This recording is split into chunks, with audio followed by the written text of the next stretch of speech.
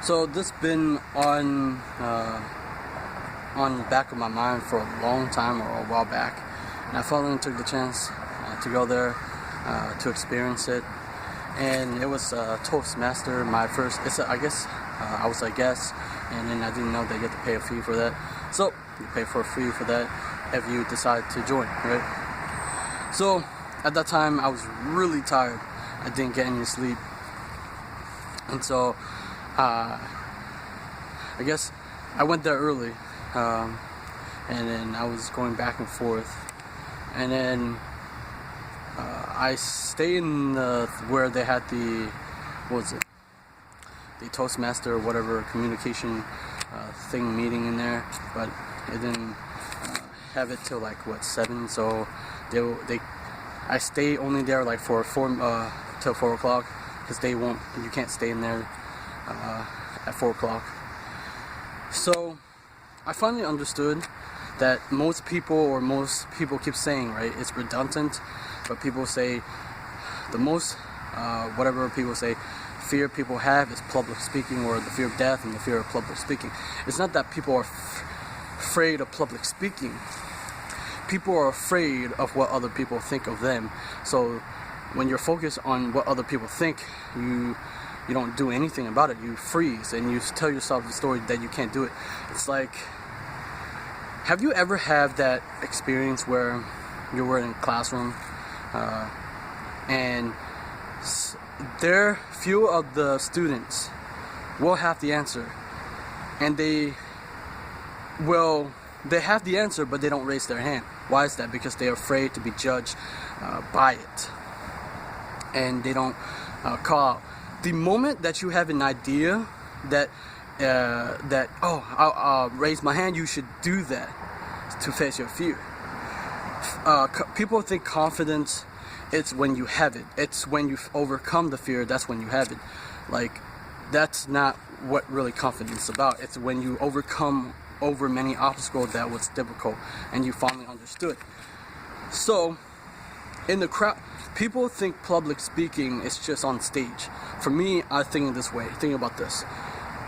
Anytime, if you want to do public speaking, you should do this. Wing it.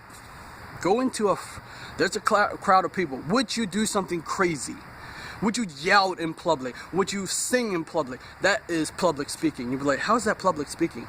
Technically, public speaking, don't call it public speaking, call it public attention. You're actually getting attention. Yes, public speaking is getting your message across, but that's the same thing as when you wing it and go through a crowd and you start singing, or you start yelling, or you start speaking.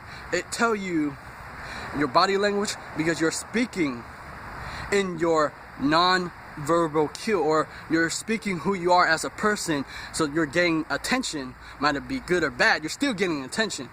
So if you're afraid of that, freaking jump in the frying pan. Not that I'm saying you should not jump in the frying pan, but you should face your fear and jump in a crowd of people and do something that you've never done before. Wing it. Don't think, wing it. And whether you're in class or a high school class or college class, if the teacher, if you know the answer, act on it, right? Or if you're afraid to ask a question, ask the teacher. Just say it out loud. Who cares what people? Obviously you care, so you do it because you're thinking, oh, I'm afraid. Like, I remember back in high school, it was in math class, and everybody was quiet, right? Usually I'm the kid who just, I guess, sit by myself, whatever.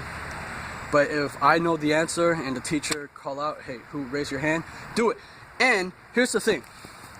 If people looking for guests and everybody look around and say, oh, don't pick me, fucking do that shit. Pick you and do it. So it's by overcoming that fear, so you do it. That's public speaking. Now, most people think of public speaking on stage. I think many ways of public speaking. Your body language, when you walk out the door, that's public speaking, because it's speaking who you are as a person, and also as an author, you're public speaking, right? Not on stage, but on book, in written word. That's public speaking. That's getting attention through your message.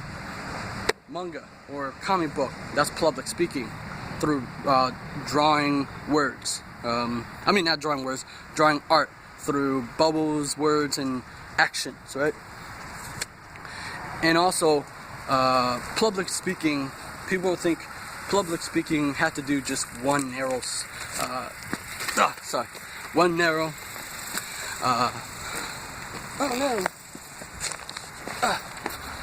one narrow form of communication, but there's so many forms of communication. But so what I learned from Toastmaster was tabletop, right? Because I didn't know what tabletop is. Tabletop is where you come up, they ask you. So I did a tabletop, so I was like, they're looking for, at first they were looking for a volunteer, so I did it. I was like, who cares? I'm gonna do it, doesn't matter. So I was really tired, so I didn't give it my best, but I wanted to get them give me feedback, how I did.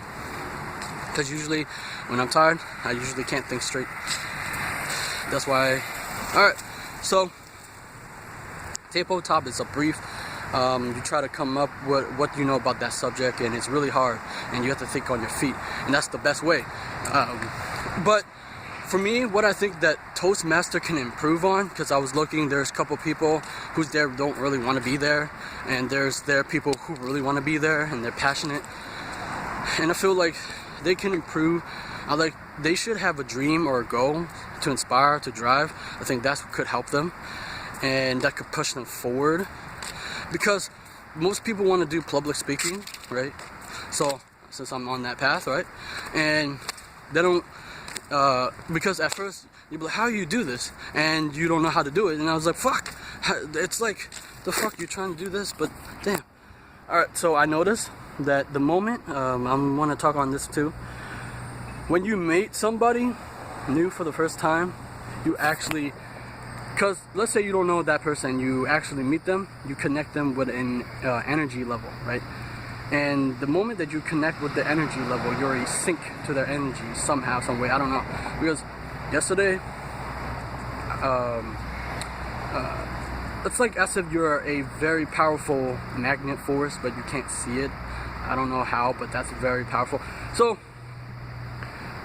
in life, when you develop a skill, right, you attract people of that caliber. Leadership, people know that, no, but it's more energetic feel, and you attract people into your life, and then you're drawn into them by your action, but people will be placed there, and you're drawn to them. And as you keep going to another level, because I was kind of sad, right? I was like, how can... When a leader stops growing, they stop attracting. When a leader stop, why do people do lead stuff before? Because they had a dream, a goal that they had. They had a mission to inspire, but they don't have another dream. They stop there. They stagnate. So you always have to develop more skills to attract more people into your life, and you want to collect good people into your life. And I found out from the guy I met in the library, I found out, because I try to figure out a great word of, I'm an introvert, but extrovert, right? Because I want to be by myself, but sometimes I'm too much by myself. I need people in my life, so you need a balance, right? Most people say you shouldn't change who you are, but if you felt that need, you need a balance. If you need to see people to balance that out, extra more time. But introvert time, to balance that out. I found out that I'm an introvert, meaning you're both introvert and extrovert. I didn't know that. That was amazing. So today, do something that will scare you in public. That's called public speaking. Do something in class that you've never done before. Raise your hand. If don't be that person like, oh, I know the answer, and don't act on it. You should do that. So that's my thoughts today. I'll see you guys later. Good night. I'll say good night. Goodbye.